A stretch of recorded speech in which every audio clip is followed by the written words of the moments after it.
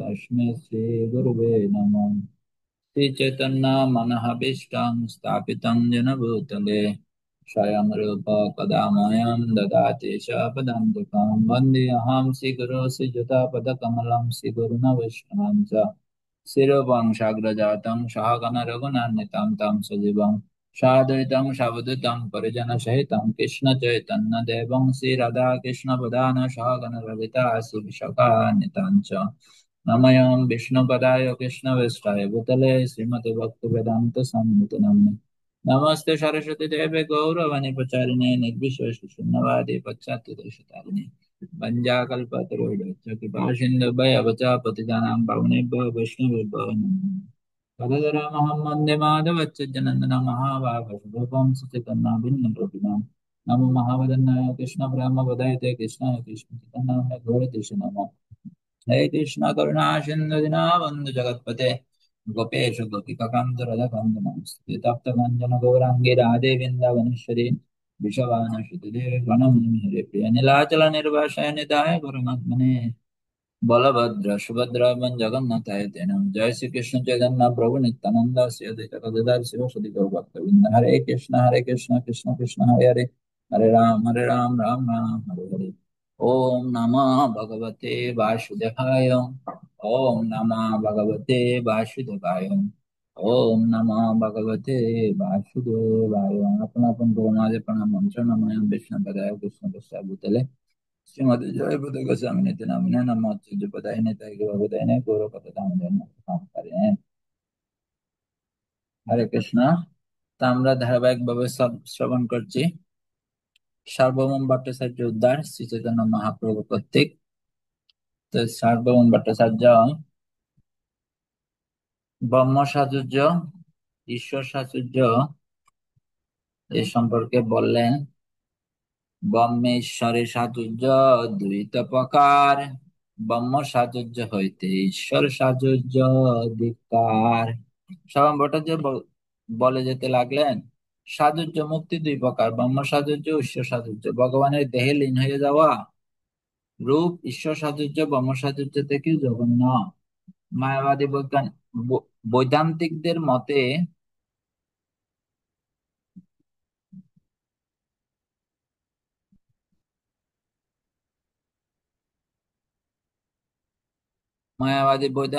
মতে জীবনের পরম সিদ্ধ হলো ব্রহ্ম সাযুজ্য বা মুক্তি লাভ করা নির্বিশেষ বাবা নির্বিশেষ ব্রহ্ম বা পরমেশ্বর ভগবানের দেহে নির্গত রশ্মিচ্ছটা ব্রহ্মলোক বা সিদ্ধলোক নামে প্রসিদ্ধ ব্রহ্ম সংহিতায় বলা হয়েছে যস্য প্রভা প্রভবত জগত দণ্ড কোটি অনন্ত কোটি ব্রহ্মাণ্ডের সৃষ্টি হয়েছে পরমেশ্বর ভগবানের দেহ নির্গত রশ্মিচ্ছটা থেকে পতঞ্জলির যোগদর্শন অনুসরণকারী যোগীরা ঈশ্বরের সবিশেষত্ব স্বীকার করেন কিন্তু তারা ঈশ্বরের চিন্ময় দেহে লীন হয়ে যেতে চান সমস্ত কিছুর পরম উৎসরূপে পরমেশ্বর ভগবানের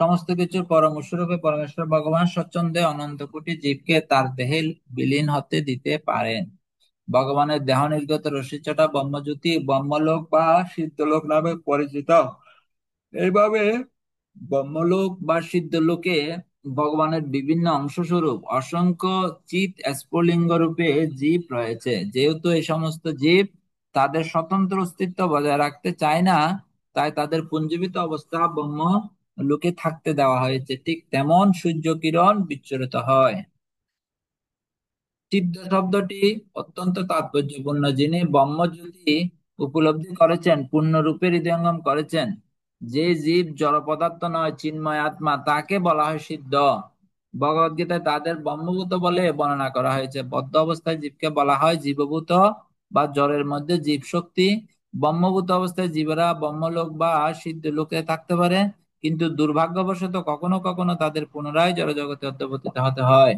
কেননা ভগবানের সেবায় যুক্ত নয় শ্রীমদ ভাগবতমের দশম স্কন্ধে দ্বিতীয় অধ্যায় 32 নম্বর শ্লোকে যেহন্য অরবিন্দাক্ষ শ্লোকে প্রতিপন্ন হয়েছে এ সমস্ত আপাতত মুক্ত আত্মারা ভ্রান্তভাবে নিজেদের মুক্ত বলে অভিমান করেন কিন্তু যতক্ষণ পর্যন্ত কিন্তু যতক্ষণ পর্যন্ত না তারা ভগবানের প্রেমময় সেবায় যুক্ত হন, ততক্ষণ তারা জড়জগতের কলুষ থেকে মুক্ত হতে পারে না। তাই এই সমস্ত জীবেদের বিমুক্তা বিমুক্ত মানি না বলে বর্ণনা করা হয়েছে। অর্থাৎ যদিও তাদের বুদ্ধি নির্মল হয়নি, তবু তারা প্রান্তভাবে নিজেদের মুক্ত বলে অভিমান করে বহু কিচ্ছা সাধন করে তারা সিদ্ধ লোকে উন্নীত হন। কিন্তু তারা সেখানে থাকতে পারেন না, কেননা ভগবানের শ্রী পাদপদ্ম অবহেলা করার ফলে তারা নিরানন্দ হয়ে পড়েন। সুতরাং ব্রহ্মভূত স্তরে উন্নীত হয়ে ভগবানের দেহ নির্গত রশ্মিচ্ছটা ব্রহ্মজ্যোতি উপলব্ধি করা সত্ত্বেও ভগবানের সেবায় অবহেলা করার ফলে তাদের পুনরায় অধঃপতিত হতে হতে হয়। ভগবান সম্বন্ধে যে ক্ষুদ্র জ্ঞান তারা অর্জন করেছে, তার যথার্থ সদ্ব্যবহার তারা করে না। আনন্দ লাভে উম আনন্দ লাভে বঞ্চিত হয়ে তারা জড়সুখ উপভোগ করার জন্য পুনরায় জড়জগতে নেমে আসে। এটি অবশ্যই মুক্তদের অধঃপতন। ভগবত ভক্তরা এই ধরনের অধঃপতনকে নরক প্রাপ্তির সমতুল্য বলে মনে করেন। পতঞ্জলির যোগ দর্শনের অনুসরণকারীরা ঈশ্বরের দেহে লীন হয়ে যেতে চান। এর থেকে বোঝা যায় যে ঈশ্বর সম্বন্ধে অবগত হওয়া সত্ত্বেও তারা তার সেবায় যুক্ত হতে চান না, এবং তার ফলে তাদের অবস্থা ব্রহ্ম সাযুজ্যকামী নির্বিশেষবাদীদের থেকেও জঘন্য। এ সমস্ত যোগীরা চতুর্ভুজ বিষ্ণু রূপের ধ্যান করেন। তার দেহে লীন হয়ে যাওয়ার জন্য পতঞ্জলির যোগ দর্শনে ভগবানের রূপের বর্ণনা করে বলা হয়েছে, ক্লেশ কর্ম বিপা বিপাকাশয়ব অপরামিষ্ট পুরুষ বিশেষ ঈশ্বর। ঈশ্বর এই দুঃখ দুর্দশাগ্রস্ত জড়জগতের কার্যকলাপে অংশগ্রহণ করেন না। স্বপূর্বে সমপি গুরু কালান, সেই পুরুষ সর্বদাই শ্রেষ্ঠ এবং তিনি কালের দ্বারা প্রভাবিত হন না। এই সমস্ত শ্লোকের দ্বারা যোগীরা সবিশেষ ঈশ্বরের স্বীকার করেন বলে বোঝা যায়, কিন্তু তবুও পুরুষত্ব শূন্য নাম প্রতি প্রসব কৈবল্যম স্বরূপ প্রতিষ্ঠা বা চিতি শক্তিরীতিন কৈবল্য লাভ বা স্বরূপে অধিষ্ঠিত হলে তখন আর অন্য পুরুষ ঈশ্বরের অস্তিত্ব থাকে না। তাদের বর্ণনা অনুসারে চিতি শক্তির এতি, তারা মনে করেন কৌবল্য প্রাপ্ত হলে তখন আর তাদের স্বতন্ত্র ব্যক্তিত্ব থাকে না। এই যোগ পদ্ধতি তাই অত্যন্ত ঘৃণ্য, কেননা চরমে তা নির্বিশেষবাদ পোষণ করে। প্রথমে যোগীরা ভগবানকে স্বীকার করেন, কিন্তু চরমে তা নির্বিশেষবাদ আশ্রয় করে তাকে পরিত্যাগ করেন। তারা অত্যন্ত দুর্ভাগা, কেননা ঈশ্বরের সবিশেষ রূপ সম্বন্ধে ধারণা থাকা সত্ত্বেও তারা ভগবানের প্রেমময় সেবা স্বীকার না করে পুনরায় এই জড়জগতে অধ্যবতিত হয়। শ্রীমদ ভাগবতমের দশম স্কন্ধের দ্বিতীয় অধ্যায়ের 32 নম্বর শ্লোকে সে সম্বন্ধে বলা হয়েছে, আরুজ্যং কিচ্ছনং পরম পদম পতস্তদ অনাবৃত যুগ্নমোদয়। পরমেশ্বর ভগবানের শ্রী পাদপদ্মে অবহেলা করার ফলে এই সমস্ত যোগীরা পুনরায় জড়জগতে অধ্যবতিত হয়। পতস্তদম, তাই এই যুগের পন্থা নির্বিশেষবাদ পন্থা থেকে অধিকতর জঘন্য। শ্রীমদ ভাগবত শ্রীমদ ভাগবত থেকে উদ্ধৃত পরবর্তী শ্লোকটি তৃতীয় স্কন্ধের 29 অধ্যায় 13 নম্বর শ্লোকে এই সিদ্ধান্ত ভগবান কপিল দেব সমর্থন করেছেন। সেখানে খুব শিল প্রভুপাদ কি করেছেন, যারা ব্রহ্ম সাযুজ্য ঈশ্বর সাযুজ্য কামনা করে, তাদের এখানে নির্বিশেষ তত্ত্ব থেকেও এটা জঘন্য বলে প্রপাত কি করেছেন, ব্যক্ত করেছেন। সকলে চায় কি ব্রহ্মে লীন হয়ে যেতে। হ্যাঁ, তো ব্রহ্মে লীন হলো যেহেতু এখানে ভগবানের কোনো সেবা নেই, তাদেরকে আবার এই জগতে ফিরে আসতে হয়। আবম্ম ভুবন আলোক পুনরাবতী অর্জুন। ভগবান শ্রীকৃষ্ণ বলছে ব্রহ্মলোকে কেউ যদি ফিরে যায়, তাকে আবার এই জগতে ফিরে আসে, ব্রহ্মজ্যোতিতে বাস করার কোনো কি নাই, আনন্দ নেই। হ্যাঁ, মনে করেন আপনাকে এমন একটা অট্টালিকা নিয়ে যাওয়া হলো, সবকিছু সুযোগ সুবিধা আছে, কিন্তু ওখানে কারোর সাথে ভাব বিনিময়ের কোনো মাধ্যম নেই, কোনো ব্যক্তি নেই, আপনি একাই আছেন। মনে করেন এই জুম প্ল্যাটফর্মে আপনি ঢুকে বসে আছেন আর কেউ নেই। শুধু আপনিই আছেন সারাদিন এই জুমে। তাহলে কোনো আনন্দ হবে জুম খুলে সারাদিন বসে থেকে? আমরা এখন কিছু ভক্ত আছি, আমরা একটা কি পাচ্ছি, আনন্দ পাচ্ছি। যদি মহারাজ আমাদের সাথে থাকে আরো বেশি আমরা আনন্দ প্রাপ্ত হব। তো এই যে ব্রহ্ম সাযুজ্য বা ঈশ্বর সাযুজ্য মানে হচ্ছে ওখানে ঢুকে বসে থাকার মতো। একটা সুড়ঙ্গে ঢুকে আপনি কি আছেন, বসে আছেন। কোনো কিছু ভাব বিনিময়ের কোনো সুযোগ নেই, তাহলে এখানে কোনো আনন্দ নেই। হ্যাঁ, আনন্দ পেতে হলে আমাদের কি করতে হবে, ভগবানের সেবায় যুক্ত হতে হবে। শালোক্য শাস্ত্রী সামীপ্য সারূপ্য সারূপ্য একত্বম কুত দীয়মানম ন গৃহন্তি বিনা মৎসেবনম জনা। আমার ভক্তদের শালোক্য শাস্ত্রী সামীপ্য সারূপ্য ও সাযুজ্য মুক্তি দান করা হলো, তারা তা গ্রহণ করে না।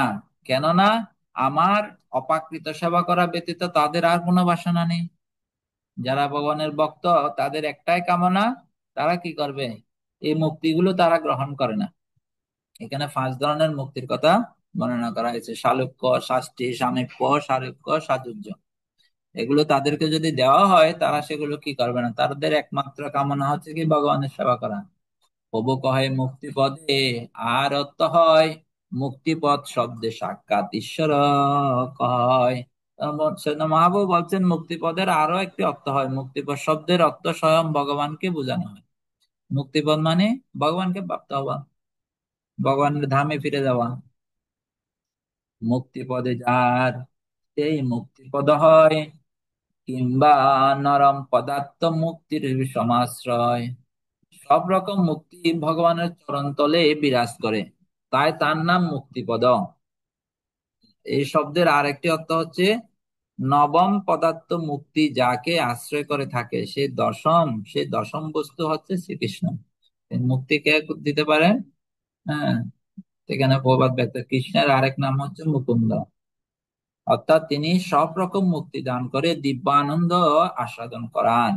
শ্রীমৎ ভাগবতমে 12টি স্কন্ধ রয়েছে এবং নবম স্কন্ধে সব প্রকার মুক্তির বর্ণনা করা হয়েছে। দশম স্কন্ধে সব রকম মুক্তির মূল আশ্রয় পরমেশ্বর ভগবান শ্রীকৃষ্ণের বর্ণনা করা হয়েছে, যিনি হচ্ছেন শ্রীমৎ ভাগবতের আলোচনার নবম দশম বিষয়, এবং শ্রীমৎ ভাগবতমের দশম স্কন্ধে কেবল তারই আলোচনা করা হয়েছে।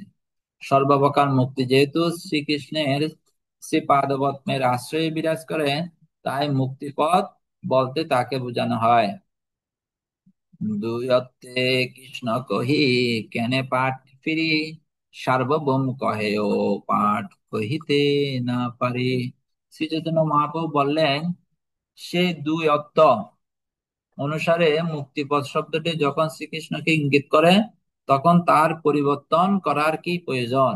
সার্বভৌম ভট্টাচার্য তখন উত্তর দিলেন, আমি এইভাবে শ্লোকটি পাঠ করতে পারি না। যদ্যপি তোমার অর্থ এই শব্দে কয়, তথাপি আশ্লিষ্য দোষে কহন না যায়। যদিও আপনার ব্যাখ্যা অভ্রান্ত, তবু আশ্লিষ্য দোষ রয়েছে বলে আমি মুক্তিপদ শব্দটি ব্যবহার করতে পারছি না। যে শব্দের দুই প্রকার অর্থ হতে পারে তাতে মুখ্য অর্থের কিছু হানি হয়, এই দোষকে আশ্লিষ্য দোষ বলা হয়। আশ্লিষ্য বা পাতরতাম পিনষ্টমাম অদর্শনাম মর্মাহত করুত বা তাত ধাতু বিদাত লম্পট মত পান নস্ত আশ্লিষ্য দোষ বলছেন। যেটা দুইটা অর্থ হবে সেটা আশ্লেষ। যদ্যপি মুক্তি শব্দের হয় পঞ্চবৃত্তি, রূঢ়িবৃত্তে কহে তবু সাজুজ্য প্রভৃতি। যদিও মুক্তি শব্দের 5টি বৃত্তি রয়েছে, তথাপি তার মুখ্য বৃত্তিটি সাজুজ্য মুক্তিকে বোঝানো যায়। মুক্তি শব্দ কহিতে মনে হয় ঘৃণা ত্রাস, ভক্তি শব্দ কহিতে মনে হয় তো উল্লাস। এই মুক্তিটা উচ্চারণ করতে কি হয়, ঘৃণা আসে, ত্রাসের সঞ্চার হয়। ত্রাস মানে কি, ভয়ের সঞ্চার হয়। অথচ ভক্তি শব্দটি উচ্চারণ করা মাত্র হৃদয়ে কি হয়, উল্লাসের উদয় হয়। মুক্তিটা হচ্ছে কিনা ত্রাসের সঞ্চার হয়, আর ভক্তি হলে কি হয়? উল্লাস। হুম, খুব গুরুত্বপূর্ণ। মুক্তি শব্দ কহিতে মনে হয় গিনাদ্রাস, ভক্তি শব্দ কহিতে মনে হয় উল্লাস। হ্যাঁ, ভক্তরা কি চায় না? মুক্তি কামনা করে না, ভয় পায়, ঘৃণা আসে। হ্যাঁ, আর ভক্তির কথা শুনলে তারা অত্যন্ত আনন্দিত হয়, শুনিয়া হাসে না প্রভু আনন্দিত মনে। ভট্টাচার্য কইল প্রভু দৃঢ় আলিঙ্গনে। এই ভট্টাচার্যের, সার্বভৌম ভট্টাচার্যের এরকম কথা শুনেছে তখন মহাপ্রভু কি হচ্ছে, অনেক আনন্দ পেয়েছে। যাক, আমার যে আহ, জ্ঞান বিতরণ করা মহাপ্রভু যে তত্ত্ব জ্ঞান বিতরণ করেছেন, এখন বুঝতে পারছে সার্বভৌম ভট্টাচার্য তার কিছু গতি মতি পরিবর্তন হয়েছে, তিনি সে আসল রহস্য বুঝতে পেরেছেন। তাই চৈতন্য মহাপ্রভু কি হয়েছেন, খুব আনন্দিত হয়েছেন। আর যখন কেউ খুব আনন্দিত হয়, রোমাঞ্চিত হয়, তখন তাকে কৃপা করার একটাই বড় মাধ্যম, সেটা কি করা? আলিঙ্গন করা। এই আলিঙ্গনটা খুব গুরুত্বপূর্ণ। আমরা শক্তি, এনার্জি, হ্যাঁ, পাই এই আলিঙ্গনের মাধ্যমে। এই জগৎ কিন্তু পরিচালিত হচ্ছে পুরো এই আলিঙ্গন শক্তির মাধ্যমে। শত্রু হয় তখন, যখন এই আলিঙ্গন পাবে না। দেখবেন, কেউ যদি দুইজন ভক্তের মধ্যে কিছু বিশৃঙ্খলা তৈরি হয়, অসুবিধা তৈরি হয়, দুইজনের কথা শুনবে বিচারকরা। শোনার পর তখন কি হবে? পানিশমেন্ট হচ্ছে কি? দুইজন দুইজনকে আলিঙ্গন করে করে দেওয়া। কি মঙ্গলময় প্রভু ঘুম আসতেছে? হ্যাঁ, হুম। একটু একটু ঘুম আসছে। হরি বল। দুইজন দুইজনকে কি করবে? আলিঙ্গন করে দিবে। হ্যাঁ, অর্থাৎ কি বিচার কি হলো, সমাপ্ত হলো। দেখবেন সংসারে স্বামী স্ত্রীর মধ্যে অনেক ঝগড়া হয়, হ্যাঁ, বিভিন্ন কিছু হয়, অনেক কঠিন পরিশ্রম করে, তবুও এই আলিঙ্গনের মাধ্যমে কি হচ্ছে, অনেক শক্তিশালী সবকিছু পরিচালিত হচ্ছে। বিভিন্ন ধর্মাবলম্বীর মধ্যে রয়েছে, ঈদের নামাজ পড়ে কি করবে, একে অপরকে আলিঙ্গন করবে। হ্যাঁ, আলিঙ্গনটা খুব গুরুত্বপূর্ণ। এখানেও চৈতন্য মহাপ্রভু সার্বভৌম ভট্টাচার্যকে কি করছেন, তার এরকম যুক্তি কথা শুনে আলিঙ্গন করেছেন। যে ভট্টাচার্য পরে পাড়ায় মায়াবাদে, তার হইছে বাক্যস্ফুরে চৈতন্য প্রসাদে। চৈতন্য মহাপ্রভু প্রসাদে তার কি হলো, যে সবসময় মায়াবাদীদের কাছ থেকে মুক্তি সম্বন্ধে কি করেছেন, অধ্যয়ন করেছেন, তার মুখ দিয়ে এখন কি বের হচ্ছে, ভক্তির মহিমা বের হচ্ছে। আর এটা শুনে চৈতন্য এটা হচ্ছে বিশেষ চৈতন্য মহাপ্রভুর কৃপা। তো বিশেষ করে আমরা সবাই মুক্তি চাই, সেরকম বাসনা, যেহেতু আমরা মায়াবাদীদের সংস্পর্শে ছিলাম, এই জগৎ কিন্তু মায়ায় ভরপুর। যদিও আমরা ভক্তি বলছি, কিন্তু ভক্তি কতটুক? যখন ভগবানের সামনে যদি আমাদেরকে একটু গালি দেয়, হম, তাহলে আমাদের সেই ভগবানের কথা মনে থাকে? তার প্রত্যুত্তরে আমাকে একটা কি করতে হবে, গালি দিতে হবে। পাশে যে ভগবান আছে, সে চেতনাবোধ আমাদের কি হয় না, কাজ করে না।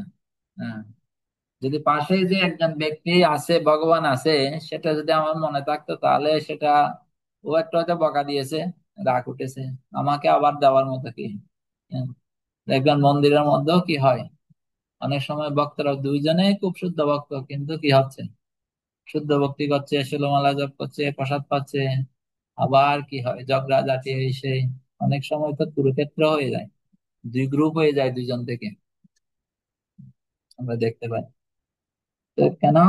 আমাদের এই ভক্তি যদি পূর্ণরূপে থাকে, উপস্থিত থাকে, তাহলে এরকম বিবাদ হওয়া, কারণ এটা ভগবানের মন্দির, এটা পবিত্র স্থান। হ্যাঁ, এটা সব ধর্মে দেখা যাচ্ছে এখন। হ্যাঁ, মসজিদের মধ্যে দেখবেন মারামারি করছে, তারপরে জিনিসপত্র ফেলে দিচ্ছে, মন্দিরের মধ্যে হচ্ছে। কারণ সেখানে ভক্তি যদি থাকতো তাহলে ওরকম হতো না। কারণ আমাদের মুক্তিটা হৃদয়ে কি হয়ে গেছে, গেঁথে গেছে। তখন আমরা ইন্দ্রিয় তৃপ্তির সুযোগ না পেলে আমরা কি করছি, বিভিন্ন সংঘাতে জড়িয়ে যাচ্ছি। কিন্তু চেতন মহাপ্রভু কেন আনন্দিত হয়েছে, তিনি মুক্তির সম্পর্কে থাকলেও, স্ফুরিত হলেও, তার মুখ দিয়ে কিন্তু এখন তার কাছ থেকে কি হচ্ছে, ভক্তির মহিমা প্রচার হচ্ছে। এটা চৈতন্য মহাপ্রভুর বিশেষ কৃপা। তা আমাদের মহাপ্রভুর বিশেষ কৃপা দরকার। হম, আমরা যদি কৃষ্ণকে পাইও, কৃষ্ণকে যদি পেয়েও যাই, উপলব্ধি করতে পারো কৃষ্ণ আমার সামনে আছে। হ্যাঁ, যেমন অনেক সময় দেখবেন, মানুষকে যদি আপনি ভগবানের প্রসাদ নিয়ে যান, ও বলবে যে প্রভু কিঞ্চিত দেন, কিঞ্চিত। ভগবানের প্রসাদ মানে হচ্ছে ভগবানের কৃপা। হ্যাঁ, ও কিন্তু ফ্যাটে কিন্তু অনেক খেতে পারবে, কিন্তু ফেলেও তার যে উপলব্ধি নাই ভগবান সম্পর্কে। ভগবান এবং ভগবানের প্রসাদ হচ্ছে অভিন্ন। তো তার যেহেতু ভগবান সম্বন্ধে, কৃষ্ণ সম্বন্ধে বলেন, সে সেজন্য বলবে কিঞ্চিত, একটু করে দেন। ভগবানের প্রসাদ কিঞ্চিত মাত্রায় পেতে হয়, ও আপনাকে জ্ঞান দিবে। এর মূল কারণ হচ্ছে কি, তার চৈতন্য মহাপ্রভুর কৃপা তার প্রতি বর্ষিত হয়নি। তা আমাদের যদি ভগবান আমাদের সামনে থাকলো, আমরা ভগবান মনে হবো ভগবানকে কি সুন্দর, এটা কাঠের না পাথরের। হ্যাঁ, ওইরকম বুদ্ধি হবে। বা শাড়িটা কত দামি শাড়ি, এটা ইন্ডিয়া থেকে মনে হয় ড্রেসটা বানিয়ে নিয়ে আসছে, মায়াপুর থেকে আনছে না বৃন্দাবন থেকে আনছে। হুম। আমাকে গতকাল একজন ভক্ত, গত পরশুদিন একজন ভক্ত বললো, না, অনেক সিনিয়র ভক্ত, একটা জগন্নাথ মন্দিরের বিগ্রহের ড্রেস তার কাছে নিয়ে গেছে দেখানোর জন্য, এগুলো ড্রেস কিনছে জগন্নাথের জন্য। তখন ওই ভক্তর সাথে ওনার খুব অন্তরঙ্গ সম্পর্ক, খুব ক্লোজ সম্পর্ক। তো বলছে ঠিক আছে, তুমি এই সুন্দর ড্রেস কিনে নিয়ে আসো, এই ড্রেসটা দিয়ে তুমি তোমার বউকে ব্লাউজ সিলাই দাও। এমন একটা ড্রেস নিয়ে দিছে, ওই ওই দিয়ে কি করবে না, ওর বউকে কখনো ব্লাউজ সেলাই দিবে না। কারণ ওই ড্রেস কি করতে পারবে না, ওর বউ কখনো পরতে পারবে না। কারণ এটা এত কসকসে, হ্যাঁ, ঝিলমিলে। তো বলছে তোমার বউ এটা ব্লাউজ পরতে পারবে না, কিভাবে জগন্নাথ এই ড্রেস পরবে? তখন ওর মাথায় কি হয়েছে, অনেক সময় সোজা কথা বললে মাথায় কি লাগে না। হুম। তখন ও বুঝতে পারছে, না, এরকম ড্রেস ভগবানকে কি করা যাবে না। যেটা ভক্তরা পরে স্বচ্ছন্দ ফিল করবে, হ্যাঁ, সেটা ভগবান। ভগবান একজন ব্যক্তি, তিনি কাঠ পাথরের কি নয়, মূর্তি নয়। এই যে আমরা রথযাত্রা উৎসব করছি, জগন্নাথ উনি একজন বিশেষ ব্যক্তি, বিধায় তো সরকারের এত প্রোটেকশন থেকে শুরু করে সবকিছু কি হয়, বিশাল আয়োজন, ভক্তরা লক্ষ লক্ষ লোক রাস্তায় নেমে আসে। হুম। এমন কোন জেলা উপজেলা নেই যেখানে জগন্নাথের রথযাত্রা হয় না। আমাদের ইসকনের উদ্যোগে সারা বাংলাদেশে কি অনেক রথযাত্রার আয়োজন, প্রতিটা জেলায় চার পাঁচটা ছয়টা করে। আমাদের চট্টগ্রাম জেলায় সাত আটটা রথযাত্রা হচ্ছে। সাত আটটা জেলা রথে তো মিনিমাম কি হবে, 5-7 লক্ষ 10 লক্ষ লোক অংশগ্রহণ করবে। হ্যাঁ, 9 দিন ব্যাপী অনুষ্ঠানে সবাই প্রসাদ পাবে, মানে ভক্তের কি হবে। এভাবে প্রতিটা জেলায় কি হচ্ছে। তো জগন্নাথ কোনো কাঠের একটা পুতুল নয়। হ্যাঁ, জগন্নাথ স্বয়ং ছিল প্রভুপাদের কাছে গিয়েছেন, কারণ জগন্নাথ জানে পুরীতে কি হচ্ছে, শুধু ওখানে মিষ্টি খাবার গুলোই খাওয়ানো হয়। এক ধরনের খাবার খেতে খেতে জগন্নাথ কি হয়ে গেছে। হ্যাঁ, তো ছিল প্রভুপাদকে ধরছে, কারণ প্রভুপাদের মাধ্যমে হলে কি করা যাবে সারা। কারণ জগন্নাথ হচ্ছে খাওয়ার ভগবান। হম। তাকে বিশেষ 4 ধামে 4 জনের বিশেষ আশীর্বাদ আছে, বর আছে জগন্নাথ এখানে শুধু খাবে। আর খাবে যে শুধু, ওরা তো পান্ডারা এক ধরনের খাবার। ওখানে খাবারের 56 মেনু, ঠিক আছে, মেনু গুলো কিন্তু এক ধরনেরই। পিজা, পাস্তা, নুডলস, সেগুলো খেতে হলে তো ওইখানে আর জুটবে না। তো জগন্নাথ ছিল প্রভাতকে ধরছে। আপনারা সকলে জগন্নাথ লীলা জানেন। হ্যাঁ, ধরে সারা বিশ্বে এখন কি হচ্ছে, এই জগন্নাথের রথযাত্রা আছে। জগন্নাথ কি বছরে তো একবার রাস্তায় বের হতো, এখন কি হচ্ছে, সারা বছরই রাস্তায় বের হচ্ছে সারা বিশ্বের লোকদের কৃপা করার জন্য। তো জগন্নাথ তিনি জগতের নাথ। হুম। তো তিনি কৃপা সবাইকে বিতরণ করছেন। আগামী 27 তারিখ হচ্ছে রথযাত্রা। এই রথযাত্রা সম্পর্কে আমরা জানতাম গুটি কয়েক। আমাদের এলাকাতে একটা কালী মন্দিরের রথ হতো, গুটি কিছু মানুষ যেত, উঠানের মধ্যে রথ টানতো। হুম। কিন্তু এখন চৈতন্য মহাপ্রভুর কৃপা সারা বিশ্ব বিতরণ হয়েছিল, প্রভাত চৈতন্য মহাপ্রভুর কৃপা সারা বিশ্ব বিতরণ করেছেন। মহাপ্রভুর কৃপায় মহাপ্রভু স্বয়ং রথে অংশগ্রহণ করেছেন। যতদিন যাচ্ছে মহাপ্রভুর কৃপা বর্ষিত হচ্ছে সারা জগতে, তত রথের ভক্তবিন্দু বাড়ছে, রথের সংখ্যাও বাড়ছে। হ্যাঁ, তো মহাপ্রভুর কৃপায় আমরা জগন্নাথকে জানতে পারছি, মহাপ্রভুর কৃপায় আমরা রথের সেবা করার সুযোগ লাভ করছি। এই চৈতন্য চরিতামৃত, হ্যাঁ, যত দিন যাবে তত চৈতন্য চরিতামৃত মহিমা দিন দিন জগতে বর্ধিত হবে। মহাপ্রভুর কৃপা বর্ধিত হবে, তত বেশি আমরা কৃষ্ণকে জানবো। কৃষ্ণের কৃপা পেতে হলে আগে কার কৃপা লাগবে? চৈতন্য মহাপ্রভুর কৃপা লাগবে। যেমন চুম্বক কি হয়? আহ, লোহা পরশমণির স্পর্শে স্বর্ণে পরিণত হয়। গত একদিন ক্লাসে আমাদের মুকুল মাতাজি বলছিল, একটা উদাহরণ দিতে গিয়ে, কোনো কারণে একটা পরশ পাথর যদি কি করা হয়, ভারতের ট্রেনের রাস্তায় লাগাই দেওয়া হয়, পুরো ভারতবর্ষের ট্রেন রাস্তাগুলো কি হয়ে যাবে? স্বর্ণে পরিণত হয়ে যাবে। এটা কিন্তু খুব গুরুত্বপূর্ণ কথা। কারণ পুরো ভারতবর্ষের ট্রেনে একটা রোডের সাথে একটা রোডের কি আছে? মিল আছে, কোথাও বিচ্ছেদ নাই কিন্তু। সব রেল রাস্তা। তো কেউ সৌভাগ্যবান ব্যক্তি যদি কি করে, সে রেলের মধ্যে, রেলের রাস্তার মধ্যে কি করে, পরশমণি লাগিয়ে দেয়, তাহলে পুরা রেল রাস্তা কি হয়ে যাবে? তো সেজন্য মহাপ্রভু শুধু ভারতবর্ষের রেল রাস্তা না, সারা বিশ্বের সবার মাঝে এখন কি ছিল, প্রবাদের মাধ্যমে সে কি বলা যায়, সবার মাঝে কৃষ্ণ বন্দন। আমরা মহাপ্রভু লীলায় দেখতে পাচ্ছি, একজন যিনি দোফা ছিলেন, তাকে গিয়ে একটু আলিঙ্গন করেছেন, সেও গৌরাঙ্গ গৌরাঙ্গ বলতে বলতে কি হয়ে গেছে, রাস্তা পুকুরের পাড়ের মধ্যে কি হচ্ছে, পাগলের ভয় হয়ে গেছে। তার স্ত্রী দেখতে আসছে, স্ত্রী স্পর্শ করে, সেও গৌরাঙ্গ গৌরাঙ্গ করছে। পাড়া প্রতিবেশী এসেছে দেখার জন্য, তারাও গৌরাঙ্গ গৌরাঙ্গ বলছে। অন্য গ্রামের লোক এসে দেখতেছে যে এই গ্রামের লোক সবাই গৌরাঙ্গ গৌরাঙ্গ, এরা সবাই পাগল হয়ে গেছে। বৈদ্য নিয়ে এসেছে, বৈদ্য ঝাড়ু দিয়ে লাঠি দিয়ে বাড়ি দিয়ে বৈদ্যও গৌরাঙ্গ গৌরাঙ্গ করছে। হম। মহাপুর স্পর্শে সবাই কি হচ্ছে, কৃষ্ণ প্রেম লাভ করছে। কিন্তু আমরা অত্যন্ত দুর্ভাগা যে আমরা সেই প্রেম লাভ করার জন্য প্রয়াস করছি না। এখানে সার্বভৌম ভট্টাচার্য কত মায়াবাদী কি ছিলেন, সবার গুরু ছিলেন। তিনি কি হয়ে গেছে, চৈতন্য মহাপ্রভুর কৃপায় মহান ভক্তে, লোহাকে যাবত স্পর্শে হেম নাহি করে, তাবৎ স্পর্শমণি কেহ চিনিতে না পারে। স্পর্শমণি যতক্ষণ পর্যন্ত না তার স্পর্শের প্রভাবে লোহাকে সোনায় পরিণত করে, ততক্ষণ পর্যন্ত কেউ স্পর্শমণিকে চিনতে পারে না। ভট্টাচার্যের বৈষ্ণবতা দেখি সর্বজন, প্রভুকে জানিল সাক্ষাৎ ব্রজেন্দ্র নন্দন।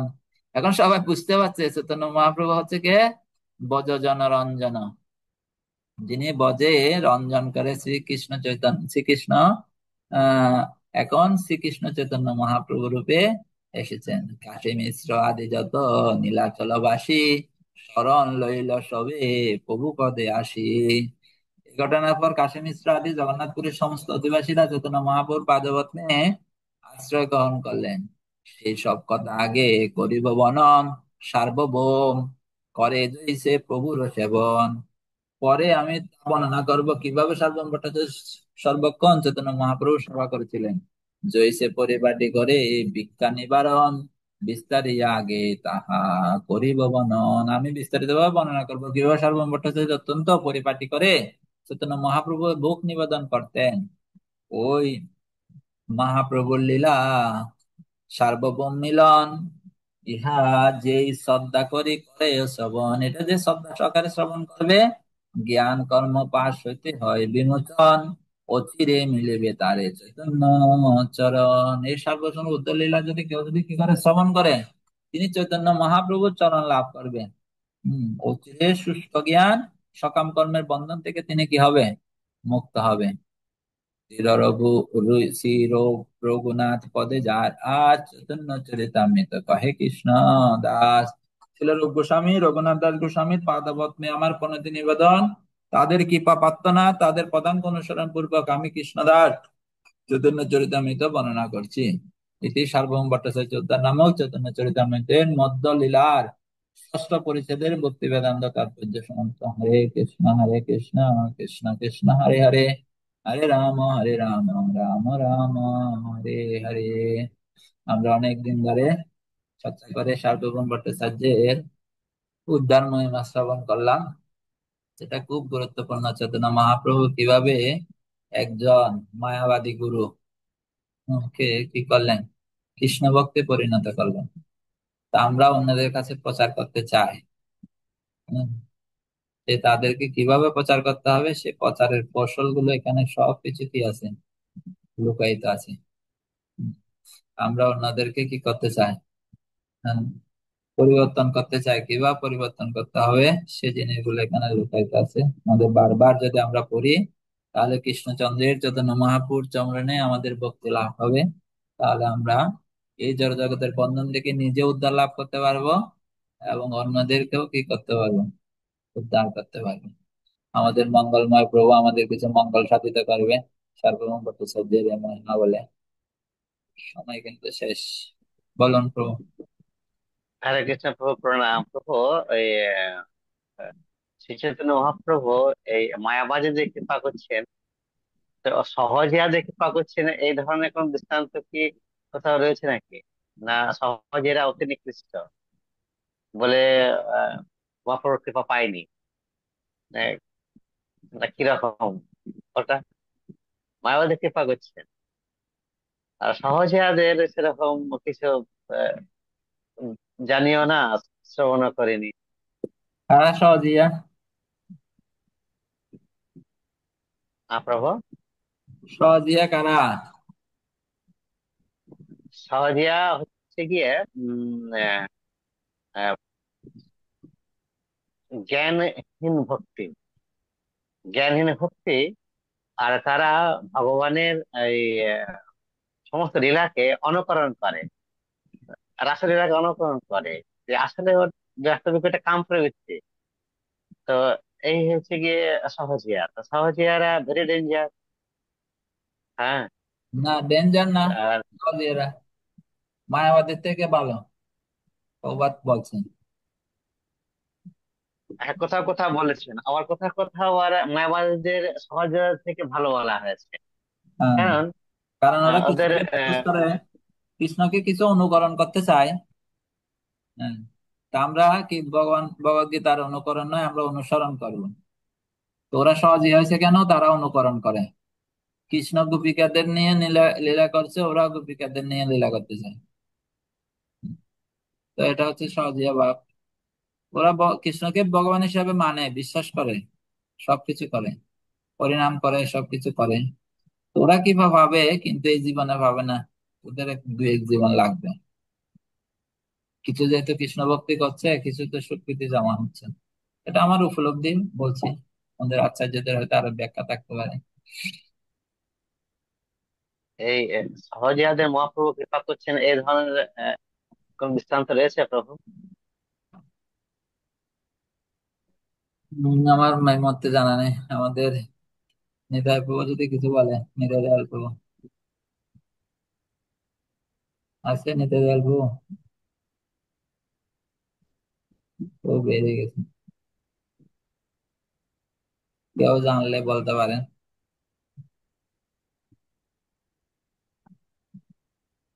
আমাদের রাজা প্রভু আহ, জানেন? তো প্রভু, আমার জানা নেই সহজিয়াদের কৃপা। মহাপ্রভু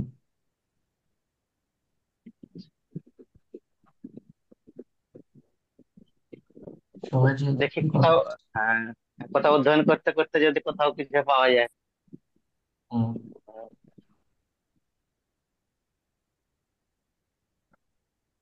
প্রভু ওই মাধুর্য কাদম্বিনীর ওটা প্রভু যদি কৃপা করে হোয়াটসঅ্যাপে দিতেন, দিয়েছি তাহলে না? খুব ভালো। না না, কই পাইনি তো। ভুলে গেছেন আপনি, ওই দিনে ভুলে দিছি তো গেছেন। মনে হয়। ওজন দিয়েছেন? ও, ও, তো আমি তো দেখি নাই তাহলে।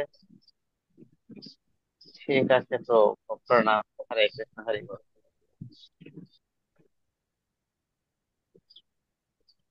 ঠিক আছে, সকালে ভালো থাকুন, সুস্থ থাকুন। শুভ সকাল। আমরা এখানে বৈষ্ণব কমিটি গঠন করে বিশ্রাম দেবো। বাঞ্ছা কল্পতরু রয়েছে, দিবা সঙ্গে वाञ्छाकल्पतरुभ्यश्च कृपा सिन्धुभ्येव च पतितानां पावनेभ्यो वैष्णवेभ्यो नमो नमः।